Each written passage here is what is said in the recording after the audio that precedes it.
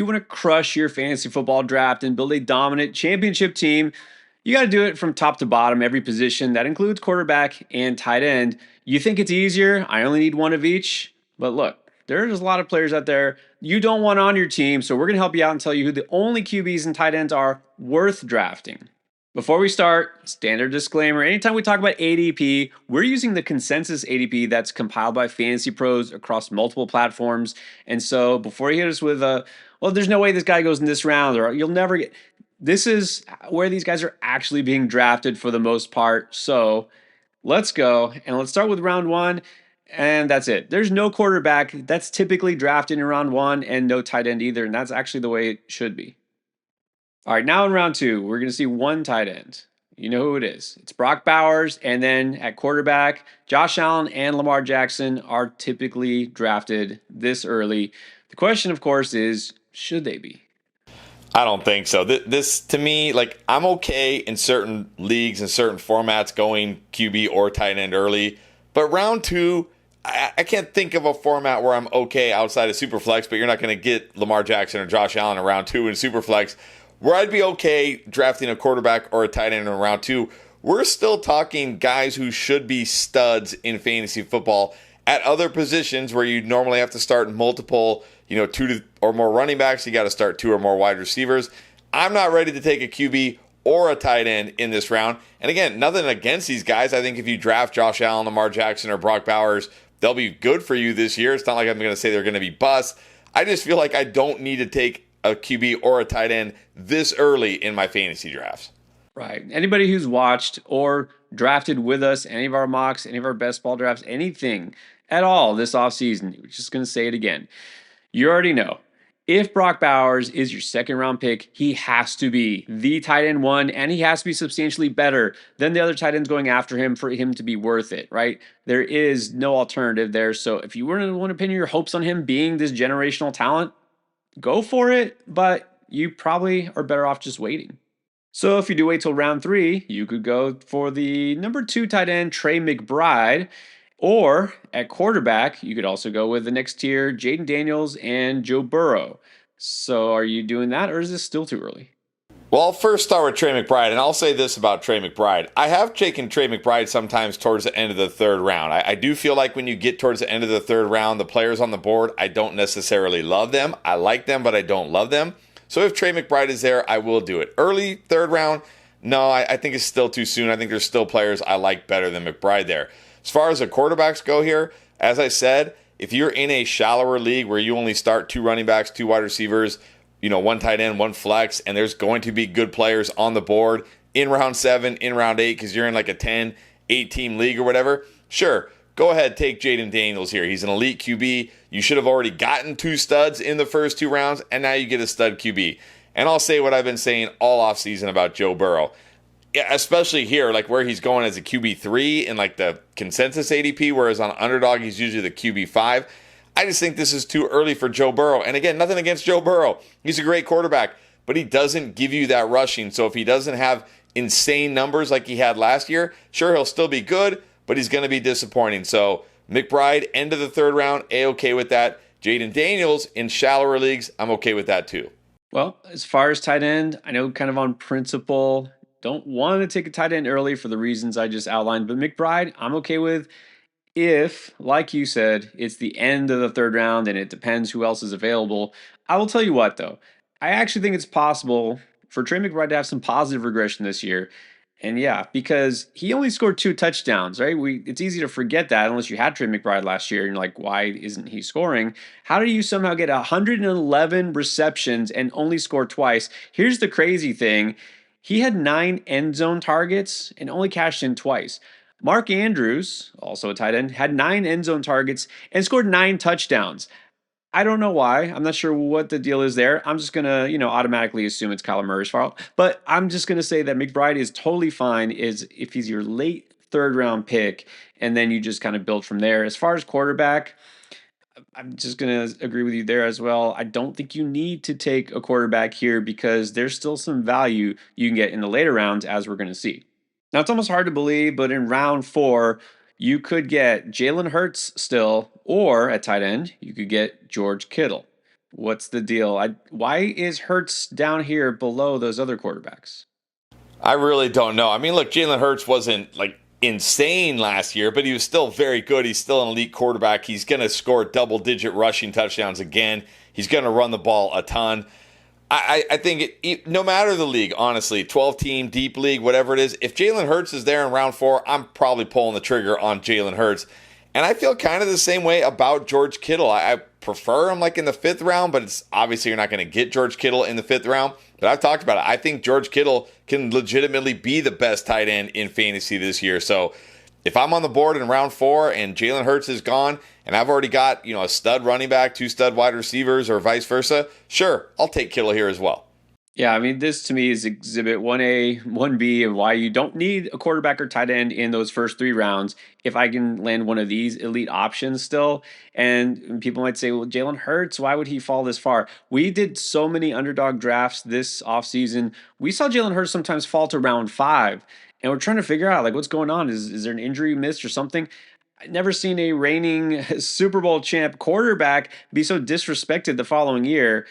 I get early in the offseason and people were worried that the brotherly shove was going to be banned. It wasn't. Like what are we expecting here? He's just going to all of a sudden flop for no discernible reason. I would gladly take Hurts over JD or Burrow. And as far as Kittle, look, let me just point this out. Last year, your top 2 tight ends, Bowers and McBride, they wound up as the number 34 and 35 option in terms of PPR scoring per game basis and fantasy points. And George Kittle was 32. He actually scored more than them on a per game basis. And now this year, he might even do better because Brandon Ayuk, who knows when he'll play? Deebo Samuel is gone, and that was his main target competition, and everybody else there is hurt. George Kittle might have his best season, and yet he's being drafted later than some other tight ends. So if I'm going early tight end, it's Kittle most of the time. So in round 5, again, you got one at each position typically being drafted. At tight end, it's Sam Laporta. And at quarterback, the name we know, it's Pat Mahomes. Do these guys belong in this tier? I mean, they probably belong in this tier, but they really haven't been on many of my fantasy teams unless it's like an underdog draft and I'm trying to stack, Xavier Worthy or somebody like that with Mahomes. But like I could very easily be wrong. I could really be wrong on both these guys, right? We've seen both these guys have elite seasons, and in the case of Patrick Mahomes, like pretty much every season except for last year was elite. But again, I just feel like what does Mahomes give me that I can't get later in the draft, at least be comparable when it comes to quarterback. Same with Sam Laporta. Like, yeah, I don't know if we're going to see rookie year Sam Laporta this year. We probably won't see a Sam Laporta that's as bad as last year, probably somewhere in between. But again, I feel like, can I just find that later in the draft? So nothing against these guys. I'm not calling them busts or anything. It's just when we get to this round, I just feel like Sam Laporta, Patrick Mahomes, like I can find guys comparable to them later in the draft.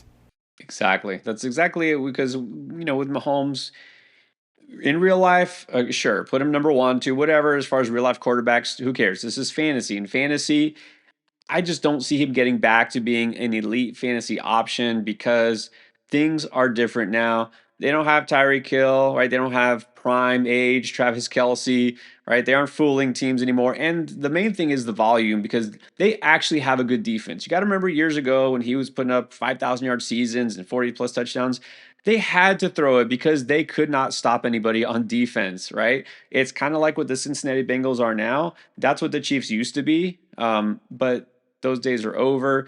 So I just don't see any compelling reason to draft Mahomes now when he's not giving you an advantage over the guys that we haven't even talked about yet. So speaking of, in round 6, here's Travis Kelce still. TJ Hawkinson also is going typically here at tight end. And at quarterback, you got Baker Mayfield. Any of those players make you want to pull the trigger?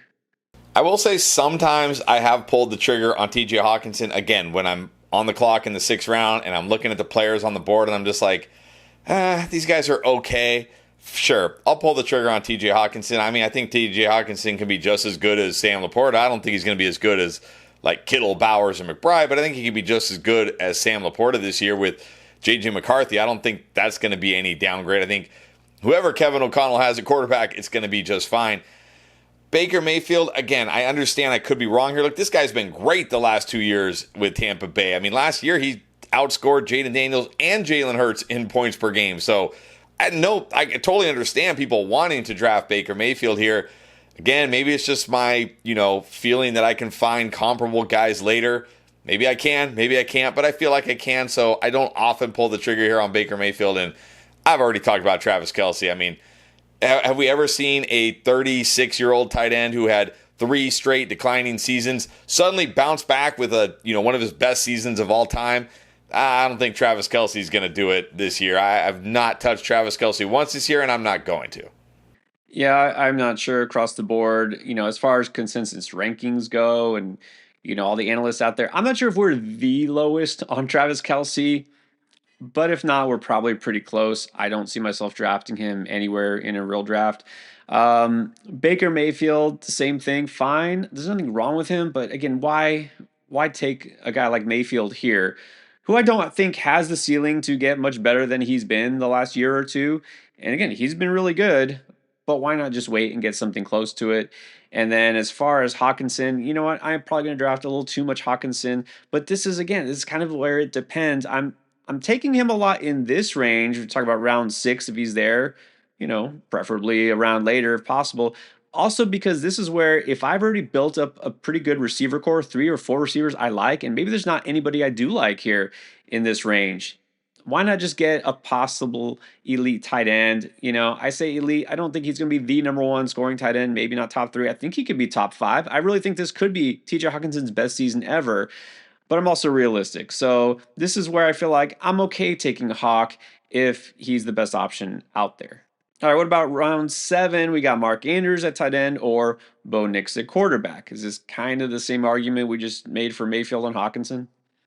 Not really. I wasn't really drafting a lot of Andrews for most of the offseason, but now with this likely injury and another, we're optimistic he'll be out there week 1. He's not going to be out there week 1. He's probably not going to be out there week 2. And when he does come back, he's probably going to be limited for a long time. So I think this really opens the door for Mark Andrews.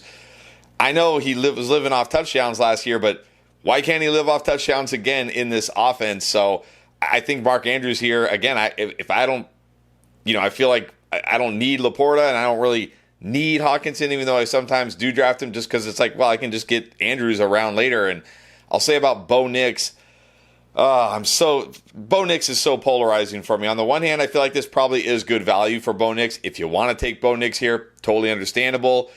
We did see his rushing kind of drop off as the season went on. I wish I felt more confident, like that he would run for a ton of yards. But he's in a good offense, or at least he's got a good offensive coach. He's got Cortland Sutton. Maybe the running game will be better. He does use his legs to some degree. But again, I just feel like, do I need to take Bo Nix here, or can I just wait a little bit and take somebody else? So totally understandable if you want Nix here. I don't think Nix is going to be bad, but I just find myself continuing to wait. Yeah, Nix, like you said, it's interesting because you feel like year 2 he's going to get better, right? This offense, he'll figure things out a little bit better. They got some help. Evan Ingram's there, RJ Harvey's there. But at the same time, you're right. The rushing upside, just I don't think will be there. And honestly, the guy that I feel is going to be the biggest help to this offense might actually hurt Bo Nix, and that's running back RJ Harvey, plus J.K. Dobbins, who I think is still going to be an effective runner when he's healthy. They couldn't run the ball very well at all last year, and so a lot of it fell on Bo Nix and the passing game. And what if they can actually run the ball more? That means less passing stats, less volume. So I'm slowly a little bit more out on Nix as the preseason goes on. And so I probably won't draft him much here, at least not in redraft leagues. And Andrews, sure, we might see that negative touchdown regression. I mean, surely he's not going to catch every single one of his end zone targets this year. Surely he's not going to score in every single game throughout the last 3 months of the season. But he could still score double-digit touchdowns. He's still in an elite offense. So I don't mind taking Andrews here, again, if I'm feeling good about the rest of my roster at this point. So speaking of that Denver offense, we got Evan Ingram along with David Njoku available at tight end in round 8. And then there's Kyler Murray at quarterback. What are your thoughts? My thoughts are I like both these tight ends. And again, this is just another reason why I feel like, why do I have to take, a super early tight end or a Hawkinson or even an Andrews, honestly, when I can get an Evan Ingram or a David Njoku in this round? Now, I know there's some talk out there that, oh, maybe Evan Ingram's role in this offense won't be as big as we think. But I still think he'll be fine. I mean, Cortland Sutton and then what? Marvin Mims, Troy Franklin. Like I think Evan Ingram will be fine here. Maybe he doesn't have the most upside, but I think he's a guy you can just set and forget. And I know David Njoku, question marks at quarterback, but sounds like it's going to be Joe Flacco to start the season. And so I think Njoku will be fine because I think whoever the quarterback is, they'll still target Njoku enough here. Kyler Murray, man, I want to believe in Kyler Murray, but what have we seen from Kyler Murray recently? And it's not even just the throwing. The throwing hasn't been great, but where's that rushing? At least in the past, that's what I thought last year. I thought, okay, 2 years removed from ACL, we're going to see him run the football again. Where's the rushing? Give me the rushing, Kyler Murray. So, Kyler Murray's barely even a running quarterback anymore. I'm not taking Kyler Murray here. Yeah, so as far as Kyler Murray goes, yeah, I'm just officially out. I think I'm done with him for multiple reasons. I kind of laid that out a couple of weeks ago in one of the videos. And so again, it's just we're living in the past. I think if we're thinking about that one season, what was this, his second season in the NFL? He put up big numbers, and since then, it's been a steady diet of mediocrity. I don't see it changing this year. Absolutely nothing is different in Arizona in that offense. Nothing. And so if I get what I got last year from Kyler Murray, I'm getting barely a top 12 quarterback. I'm just going to wait. All right. As far as Njoku, I still think this could be easy if we knew who the quarterback was and we had any faith in the quarterback or the Browns organization. But I still think he's got value, just like you said. He's the best target that they've got across the middle in that offense. Let's face it, Jerry Jeudy. I mean, come on. Last year, I'm not going to say that makes him an elite receiver. I don't think anybody else is either. We like Cedric Tillman, as a late round pick, as an up and coming talent. He's far from an elite receiver, all right? So David Njoku might be their most reliable and inexperienced quarterbacks. If it's Shooter Sanders or Pickett or whoever, they'll probably go to the tight end a lot. So I think he's fine here. And then Evan Engram, well, basically what I said about Bo Nix, a lot of the same reasons. I was really excited with him going to Denver and slowly thinking about it more. I think he's just fine, right? I think he's a floor play. I mean, if you want a floor play at tight end, sure, that's fine. Last year, he actually had a really high, the third highest first read targets, but that was in Jacksonville. I think that says more about Trevor Lawrence than it does about Evan Engram himself. So then that makes me think, you know what? Maybe I might as well just wait, punt tight end, and just draft a guy like Brenton Strange instead. All right, round 9, we got 4 quarterbacks: Jared Goff, Brock Purdy, Dak Prescott, and Justin Fields. All right, so if you've been waiting on QB, then is this the time where you actually choose one that you like, or you were still waiting? Now, this I think is kind of the sweet spot if you're waiting on QB. I'll say the one guy here I haven't been drafting a lot of, unless I need to stack him with like a Amon-Ra St. Brown or Jameson Williams in my underdog drafts, is Jared Goff. I know Jared Goff was great last year, but I don't know. I have my doubts. I can't sit here and tell you why. I just have my doubts. No Ben Johnson. We don't know how this offense is going to be. I don't know. I have my doubts. But I do really like Brock Purdy. I think he's going to bounce back and have a nice year. I think Dak Prescott could have a huge year this year. Look, with CeeDee Lamb ready to go from week 1. Remember, last year, CeeDee Lamb basically missed all of training camp, and he didn't have a good start to the season, and neither did Dak. And then by the time they kind of started getting in sync, Dak got hurt. I think Dak could have a huge year. Adding George Pickens there, yeah, Dak, I think, is ready to have a huge year. And Justin Fields is the guy I want in this range because he gives me the rushing upside similar to those elite quarterbacks that we talked about earlier. This is a guy who's averaged 61 rushing yards per game and half a touchdown per game as a starter in his career. And even last year in Pittsburgh, he had 5 rushing touchdowns in his 6 starts. So it's kind of like the discount elite QB here with Justin Fields. He's my guy here, but I'll also take Brock or Dak. Yeah, I think if you're waiting, I'm fine, honestly, with any of these guys as my QB1 heading into week 1. I know exactly what you're saying about Goff. It's weird. You're like, you look at the numbers, right? You're like, he should be fine. Like, this is good. This is where you should take him. And then something just kind of makes you feel like I could have done better. And maybe it's just because he doesn't run at all. But it's interesting. Again, look at the numbers. I was actually shocked to find out, one of the most telling metrics, supposedly for a quarterback, one of the more predictive ones is fantasy points per dropback. Well, there's another one called fantasy points per opportunity, which basically means dropbacks plus design runs. So Jared Goff has 0 design runs because that would be a really bad play call. But despite that, fantasy points for opportunity, he was fifth out of all quarterbacks. He was only behind, let me see if you can guess who, Lamar Jackson, Josh Allen, Jalen Hurts, and actually Baker Mayfield, who does run quite a bit too. I was shocked. I mean, this shows you that for a guy who's kind of statuesque, he gets the job done. So you should be fine with Goff. You know what Dak can do. Purdy, he's in that offense. And Justin Fields, okay, riskier, but you know what? Upside with championships, not safety. And then in round 10, at quarterback, could go Caleb Williams or Justin Herbert. And at tight end, Tyler Warren, the rookie, Jonnu Smith, Colston Loveland, your other rookie, or Tucker Kraft in Green Bay. Why are people still drafting Jonnu Smith? Did they not realize this guy is in Pittsburgh? You know how I feel about Jonnu Smith. Not doing it anymore. Loved him in Miami, hate him in Pittsburgh. As far as the other tight ends, Tucker Kraft is the guy I really like here. I would love to get Tucker Kraft here. I think he's going to be a big part of this Green Bay offense. I know Jordan Love's having a procedure on his finger, but it's on his non-throwing hand. He's going to be fine week 1. I'm not worried about it. The two rookies, Warren and Loveland, I really haven't pulled the trigger much on them. I can't do it with those rookie tight ends this year. I'm sorry. Maybe I'll be wrong. I just can't do it. As far as the quarterbacks here, I think Caleb is fine. I'm not going to lie. I'm getting a little nervous by the stuff we're hearing out of camp, but I still believe in Ben Johnson's ability to fix this guy. And I will say, I loved Justin Herbert. And I think I still really like Justin Herbert here. Like, I think he's probably my pick out of all these guys. I'm a little worried about the Rashawn Slater injury. Maybe that affects the offensive line. Maybe he's under pressure more. But they're talking about letting him run more, which I think he will do. We saw it like over the last 5 weeks when he's fully healthy. He started running more. I think he's going to give you enough of a rushing upside here to go with the passing numbers. So if I've completely punted QB, I'll go Herbert here. Well, as far as QB, for me, if I'm going to pick between these two, kind of what I was just saying about Justin Fields, I'll just take a chance that Caleb Williams does break out, the Ben Johnson effect, all those weapons, it's all there. And honestly, I am not one who wants to rush to judgment. I like to say, give these young players a chance, right? We're so impatient.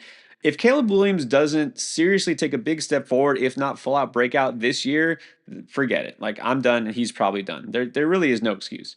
Justin Herbert's fine, but again, I feel like I could do a little bit better. So if I'm going to take a chance here, it would be for Caleb Williams, and I probably will take shots. I will also say, though, I play in a lot of fantasy leagues, so I'll take some chances there. If I had just one and only one fantasy league all season long, I may not have Caleb Williams as my quarterback, just saying. And as far as tight end, Kraft is probably the only guy I'm really targeting here. And he has become a little more interesting. Jaden Reed is banged up. We know Christian Watson's out of the picture. Tucker Kraft could be your best fallback option if you do wait on tight end. And that's looking like a pretty good idea. But what about all those players going after round 10? Well, we cover some of our favorites in sleeper videos, late round values. We have everything you need to win in fantasy. So check out this playlist.